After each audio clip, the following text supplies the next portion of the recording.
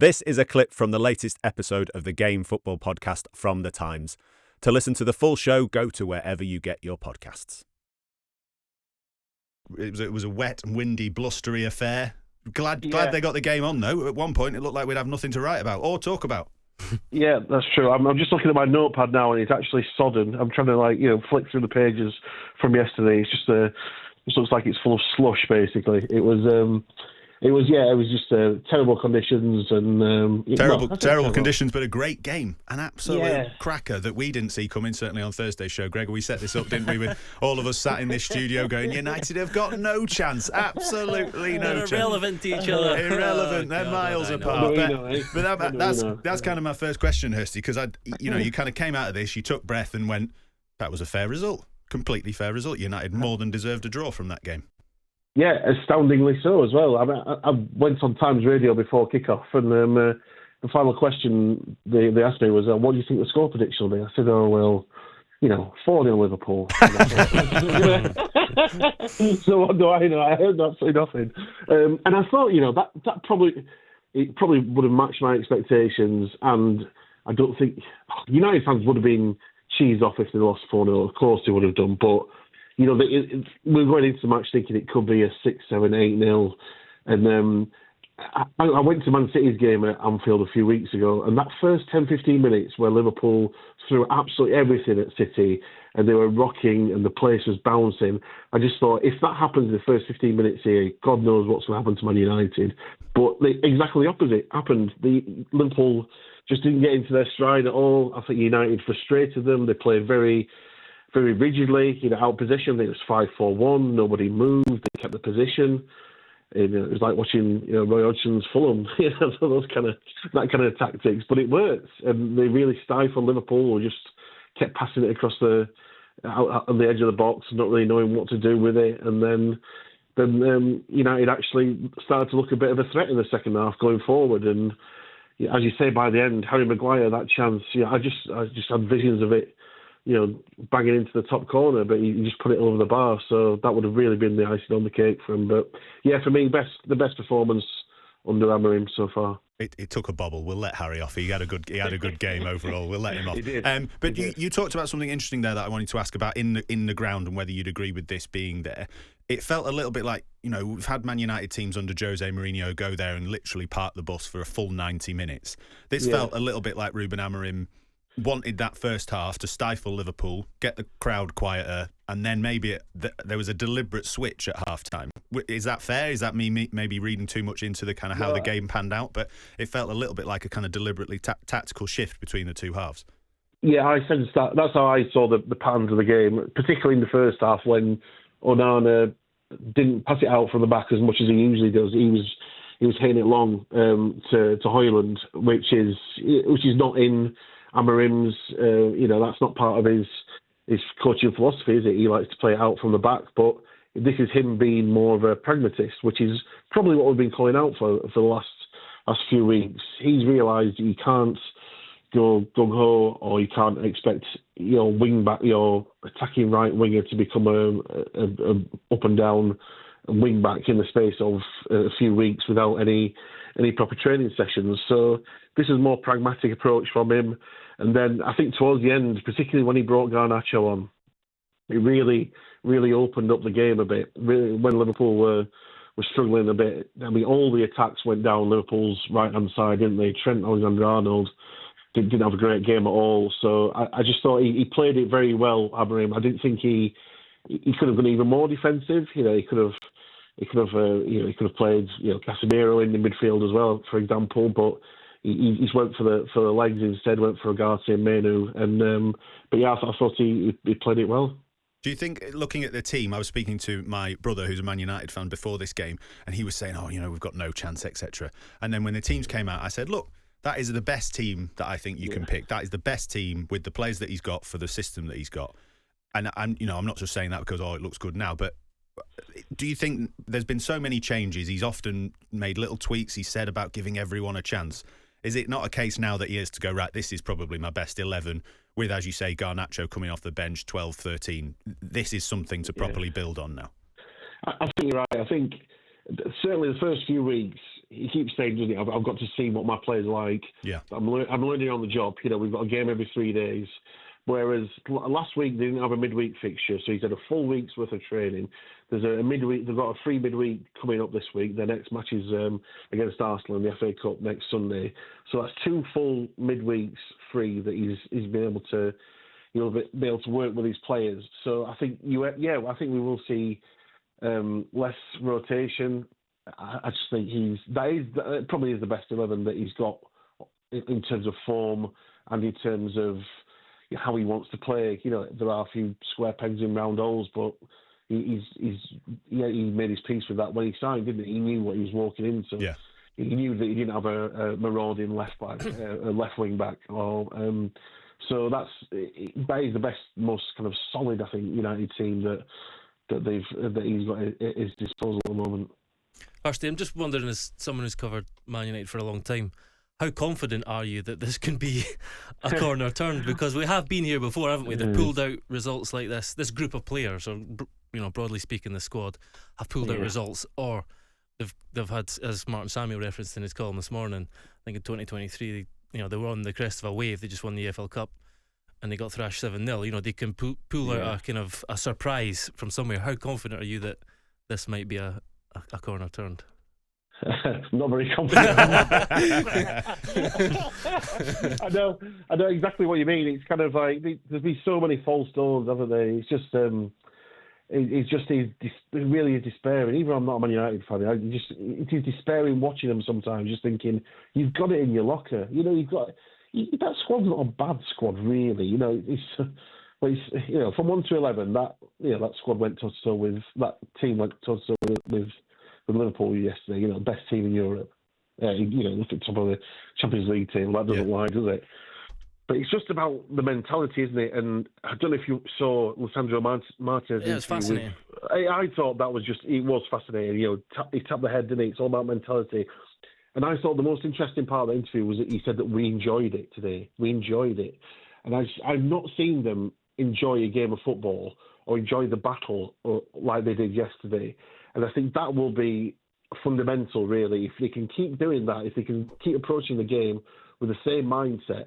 I'm not particularly worried about the Arsenal game coming up on Sunday. I think the Southampton game that they've got after that is the real test, which is, it sounds pretty daft given where Southampton are in the league. But if they just turn up for that Southampton game and think, oh yeah, we played well at Arsenal, presuming that they did, and got a draw at Liverpool, we can roll this lot over easily, then they'll be back to square one again. And then all of a sudden you've got Brighton at home, and Brighton are one of the best teams in the league. Fulham away, you can play some brilliant football on their day as well. And then you start looking over their shoulder again. So it can't be another false dawn for United. They've got to really kick on now and start pushing themselves up that table, because it just gets more and more depressing, kind of watching them knowing that they've got it in their locker, but they just don't produce it every week. Yeah, it'll only get more annoying if they don't back this up. Hirsty, just a final question for me on Liverpool before we let you go.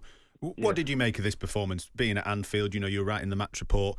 As Gregor says, normally cover City and United. Was this just a little bit of a dip in form? Was it a little bit of complacency? Were United just really, really good? What was your assessment of where Liverpool's standing coming out of this game?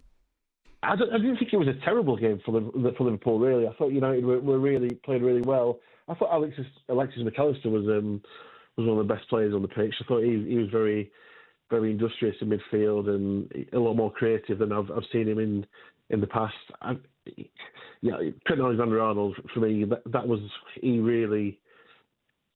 really poor performance. And once you make a mistake like that, once for the first goal where he's not following Martinez, giving the ball away and not following him, that is really poor. So it's a really poor standard. And then you look at Canate at the end again for the second goal, making a couple of individual errors. I just think that was only the difference, really. I didn't think they had a terrible day at the office. You look at certainly first 15, between the sort of 15-25 minute mark where Gakpo's in the box and he's shooting from 10 yards out, and Maguire's put in a couple of blocks to stop Alexander Arnold. It wasn't terrible. I think coming away from that, I don't think I got the sense that they were unhappy, the Liverpool fans. They didn't win, obviously, because they turned up probably thinking we're going to put 7 or 8 past United. But I don't think they'll be completely disheartened. There's such a big gap at the top of the league that I think they can be more than happy with where they are at the moment. Yeah, no need to panic for Liverpool fans. Paul Hirst, thank you very much for joining us on the Game podcast, and we'll speak to you soon. Thanks, cheers. Paul Hirst there. You can read his match report on the Times website now and his follow-up pieces of analysis on Manchester United. Pete, what did you make of this game overall? There's lots of talking points for us to pick up on Trent Alexander Arnold, the United performance, but give us your overall assessment watching it. Yeah, like everyone, I think very surprised at the United team we saw. I think it was huge for the two midfielders, Kobbie Mainoo and Manuel Ugarte. I think, yes, in the Newcastle game, it was Christian Eriksen and Casemiro. You can draw your own conclusions based on age, and the conversation has been done on those two. Yeah. But I think whether Mainoo and Ugarte could be that two that Amorim wants, it requires so much legs. We know that Ugarte's played under Amorim before, but you just think back, I think it was the Bournemouth game where they played together, and Bournemouth completely ran the show in midfield. So I think the way both of them played for Mainoo was fantastic. Ugarte looked, I think, probably one of the best performances from him as well in the centre of the park. That's the encouraging thing, particularly in that system, which can be so stretched or can make you seem so can be so restrictive as well if you're set in your 5-4 and you're not getting out. So that was really encouraging for me. I think on the flip side with Liverpool, I mean Liverpool have been excellent this season, but it felt like for a long period in that game it was United on the front foot, particularly at the beginning of the second half as well. United score, and then you get that Liverpool reaction, which we've seen so much this season. Yeah. Just when you think, oh, Liverpool are going to wobble here, they just find something. They pull it out the bag. I'm just looking it up now, and they've recovered 13 points from losing positions in the Premier League. Only Man City have regained more, and that doesn't surprise me at all. I think that's been a real underlying factor in the team, and I guess that comes with the experience that they have in being in this situation, knowing and not being rocked by those moments. Clearly not the most perfect performance. I think not having Dominic Szoboszlai, that really stood out for me. He was unwell, wasn't he? So you realise straight away, this may not be as dominant, I think, as we all expected. But that still for me was the main takeaway for Liverpool, which is actually a positive one. Besides Trent's interesting performance. I think what we're talking about in midfield was really important, but I think the way that the back three were braver. Basically, that was one of our biggest criticisms on Thursday. That if you're playing against one striker, you've got to have players stepping out, or else there's no point in them being there. We've done this podcast so long, mate, that every time we do it, I make little guesses in my mind as to what things you're going to say. And I had Man United back three stepping out as my Gregor Robertson bingo in my head this morning when I was planning the show. Kind of not predictable. Only to me. It also goes hand in hand with what Hirsty was saying there, and I was nodding my head all along with him all the time there about Martinez saying that about feeling they kind of felt free and they enjoyed it, but almost when there's no expectation, they have nothing to lose. When they've been slagged off all week, weeks and weeks, and how bad could it have been for them if they lost 5-0? People go, I expect that, So he's right. He is right that the bigger tests ahead are the kind of games where they're the team who's got to take the initiative. Because that's the other thing. I've got them mates on WhatsApp groups whose immediate response wasn't, "Oh, so great." It was, "Why can't we play like that against Wolves and Bournemouth, like Newcastle? Like where's this performance the rest of the time?" But the important thing is that, again, coming back to this kind of formation and how much that's been discussed, is just the relationships between the players on the pitch. And there was just, as Pete kind of referenced there, the spaces were completely different. The spaces between the Manchester United players were either much more compact, or when they were stretched, they were. In fact, it even went the other way. When they went forward, they committed players forward. There were so many times particularly in the second half, where like Mazraoui was bombing forward, Dal was bombing forward. Mainoo was quite offensive as well. Do you agree with that then? The question that I put to Hirsty, that it looked like a deliberate 45 minutes in one although having said that, they created chances towards the end of the first half. But it looked to me like a deliberate, like, well done lads, we've kept it to 0-0 for 45. It's a 45-minute game now.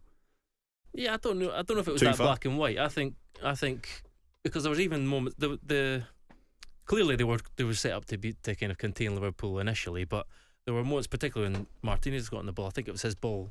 That's been a one theme. That's one avenue for them. Him playing in that sort of left of the three. He opens up and he's got a lovely left foot. A little ball in behind for Hojlund to run on to.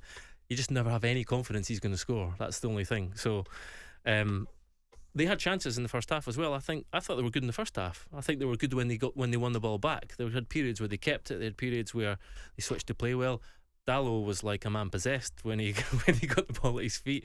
I've never really seen him try to take players on so often, particularly maybe he just saw Trent and thought, I don't know, from beating him the first time, thinking we've got him in a place here. So just picking up on the formation point though, is it really that much of a surprise that Amorim gets 5 days to work with his players and then suddenly? Well, that's what he said, isn't it? Yeah, I mean, but it's such a basic thing, and I know the formation's been discussed and there's been talk about he should be changing and whatever, but it's like this was always going to happen. You're putting in a coach who's only ever played in this system.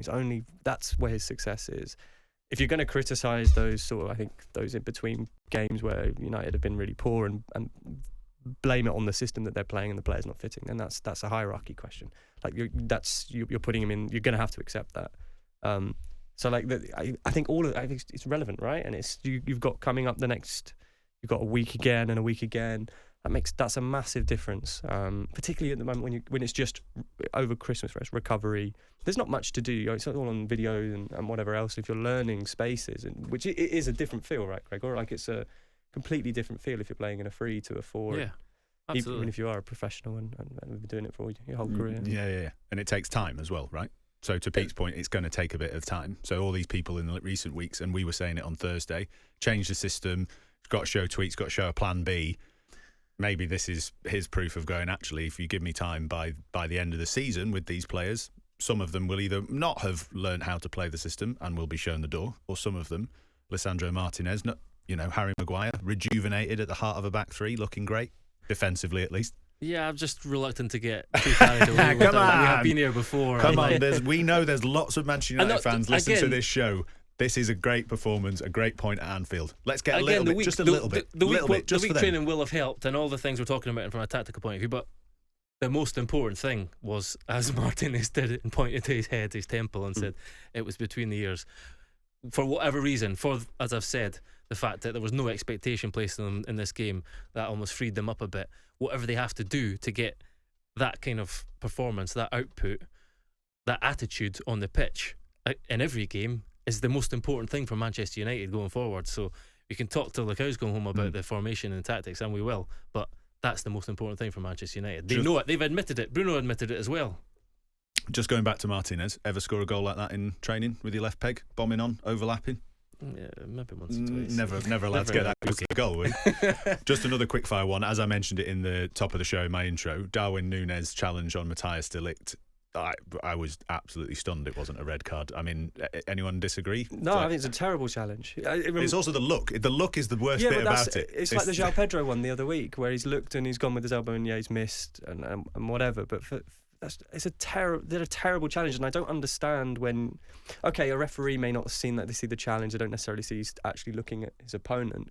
That's going in to hurt someone. But when you see it on the replay, I don't understand how you don't see that as intention to hurt, to cause harm. I don't. Yeah. I think if he'd raised his arm a bit higher, kind of thing, it would have been cut. But he kind of led with his shoulder. I agree. And the look was the thing. It was a menacing look. He's looked from a way off and thought, I can lay one on you here. So, yeah. I could see it definitely being a red. Yeah, unpleasant. Well, let's talk about another big talking point from this game, and we've touched on it a little bit. Paul Hirst did as well. Trent Alexander Arnold. There's a stat here from Opta: 53.8% of Manchester United's attacks in this match came down their left-hand side, Liverpool's right. Only 28.1% down the opposite wing. Was this a deliberate targeting of Trent Alexander Arnold, do you think, or just do you think as the game went on, United maybe thought he's not having his best game here? Well, I mean, it was a fascinating performance. That goal, the response to giving the ball away, the jogging. I mean, at any level, you'd have never got away with that as a defender, would you, Greg? No, I mean, like we were talking about the psychology of Manchester United. You do feel like, just from an outsider's point of view, looking at this, that psychology was important here too, because he didn't look like he had the same level of energy as he has for the whole season. It's like that can happen as well. When the pressure's on you, it can drain you a little bit on the pitch. And he looked that way. He was almost grasping for shirts, and looked like he was wading through treacle almost. So I think the psychology of it all kind of So played a part for him it as all, well. you mean the transfer talk, Yeah. Real Madrid interest, all the news about it? Because was it only a week ago or 10 days ago or however long, I forget, but he's scoring a goal against West Ham and giving it all that in his celebration about the talk and things like that. Yeah, and I So he's expect, got the him opposite. to do that again. I think He'll bang one in the I'm top sure he corner will. and do I'm that sure he again. will. But something changed in the last week when that kind of concrete offer was made, and everyone was basically, acknowledging the fact that offer would not have been made without his, him giving some that's what we were saying on Thursday, wasn't it? some Yeah. kind of indication that he wanted it. So I think it caught the eye a little bit more because we've seen quite a bit of improvement from Trent defensively, and I agree, that's yeah. been the constant criticism of him, but particularly under Arne Slot, and he's spoken about it as well. There's little details that he's been working on in terms of his positioning and body shape and things like that. This season he's looked good, and I was at Spurs Liverpool, and actually now in hindsight maybe that says a lot more about Son Heung-min's form, and maybe we'll talk about him and with Tottenham in a bit, but there never seemed any danger with Trent on that right-hand side. It felt so assured, and he was brilliant. His passing was magnificent in that game, and it was a game that he ran. Obviously, he wasn't really allowed to do that yesterday, so that plays a part of it. But to see him be exposed so often on that side and targeted in that way, I think that really made it stand out even more. Obviously, the speculation, everything else makes it even more of a talking point. But yeah, it was a surprise really, because he has really improved in that. One thing I would say is it can be quite hard for a fullback. Look, this is not making excuses, but for a fullback playing against a team who play with wing backs, particularly because Bruno often drifted over to the left, and they basically because Dalot starts a bit deeper. Right. If you're going to step out, you're leaving a lot of space, and he does that sometimes. Yeah. And he does that even against any team. Sometimes when the opposition have got a goal kick, he'll press the opposite fullback. He has done that in the past for Liverpool, but it can be a bit more difficult, those decisions. Because you mean you've not got a specific man to pick up, i.e. you're my winger, I'm a fullback. It's not always Let's as kind of dance. cut and dried as that, particularly because if he steps out, then Bruno will try and run. I into thought that space. Hojlund as well, his movement He was did run a lot always in there, targeting that channel between. But I think that's to do with I think Martinez as yeah. well. I think it was a very, very difficult one for him. The thing that was striking though is that, as I say, you don't see Dalot doing that very often, and Trent wasn't playing against Mohamed Salah. He wasn't playing against even Son. It was a right back playing left wing back, and he beat him several times. Just final words on both teams then, going forward, starting with Liverpool. I asked the question to Paul Hirst at the end there. Did either of you see anything in this game that made you go, ooh, okay, maybe they might have a bit of a title race, maybe they can be got at, or was it a kind of big occasion, big game, blustery weather, January night, Man United, just a one-off, they'll win the next games 3-0 and 4-0? The latter, yeah. I mean, I thought for a while the only player that again in the second half they needed him. The only player that their title challenge could be derailed by losing is Van Dijk. I think they could lose Salah. They have enough attacking options. I think they could lose Trent. They have Conor Bradley. They cannot replace Virgil van Dijk. He was momentous in the second half, and he was the Van Dijk getting right into to Trent. The death stare, the Van Dijk death stare. Come on, stop the crosses. Come on, just liven up, mate. It was he was huge, and I still think that's the case. And as Pete referenced earlier, we've seen this before from Liverpool. I remember the Brighton game earlier in the season where they were woeful for an hour or so. I think they were behind, scored 2 goals in a few minutes. And you thought that was going to be the case in this game too, but it didn't quite happen for them, and they could have lost it. No, I agree. I think even just taking a step back with the title race, Arsenal's obviously struggling with injuries a little bit. Liverpool haven't had that, and unless like Gregor said, they get a curveball like that, they'll keep on plodding forward. I think they have that. I think the experience aspect is massive too. I think. And then for United, then we talked about the team, and I know I'm not asking you to go overboard and say this is it. They're back. They've found the system. They found it's going to work. They're going to start the charge up the table. But do we think this is something to build on? Do we think this 11 gives them something to build on? Because as much as we're joking about Harry Maguire missing that chance at the end, he does look good in that centre of a 3. This is the second time he did so against Man City, I thought as well. This does give them something to build on, doesn't it, going forward? Yeah, it means there's no excuses now. That's kind of what Amorim was saying afterwards too, and I quite liked the way he framed it afterwards too. He's like, I'm annoyed. I'm annoyed it was I've this not good. seen this before. Yeah. Basically, he's got the chat, man. I've been telling you, he's got a great chat. And also, like you've said it before, there's been so many changes, and yes, it was a congested period. He often even changed like two of his back three. Yeah, that wound me like up. in the second I half said when of a I went game. and watched them Who at does Tottenham that? after they'd beat Man City in that cup game, he then brought in Yoro and Lindelof. Well, I thought, what are you doing, mate? Come on. The only you could say Yoro probably will be a starter in this. And his tackle in the second half was magnificent. Yeah, he could well replace De Ligt. So that's probably the one change you could see in the 11. I still think that Hojlund is anonymous. Do you really? He I works think hard. there's something in him that he could be good. I think he works hard and he just doesn't have the guile. So would you be playing Zirkzee instead? But that's the thing, isn't it? Because I was going to yeah. reference, like, you can see why he's sticking with Hojlund at this point. It's because of his movement and the way I think maybe he just better suits the system at the moment and the way he wants to play. And I mean, even the Maguire chance we mentioned it, but the pass from Zirkzee in that moment is it's wretched, isn't it? He's put it into the ground, he's lifted it up, and obviously it's not like you've got, I don't know, Fernandes on the end of it. It's Maguire. Make it easy for him. Roll it to him, lad. Come on. But just in terms of his movement, I mean, we can see with Hojlund, like the chance he missed coming in off the left hand side where he's just gone high and just gone straight into Alisson. It's not the right finish at all. It's just complete uncertainty about what to do. And I think the other thing about him as well is there was a moment in the first half where he kind of faked to go backwards and then dashed down the line and got across it. But nobody went in the box because no one thought he was going to do that. Honestly, the kind of legacy of what he's done so far. Though? Is that not a team thing? That's what they were saying on commentary. Mazraoui, if he's a striker, he gambles and gets in the box. I don't think you do, because you don't think Hojlund's going to do that. I think we've seen so much of, like, it's almost like you don't know what's coming next from him. He's quite erratic. He works hard. But the team has been erratic though, and as a central striker, you need a consistent team, consistent players around you. Look, everyone has suffered from playing for Manchester United. He's one of them. But I just don't know if he's got the guile. You don't back him to score when he's through.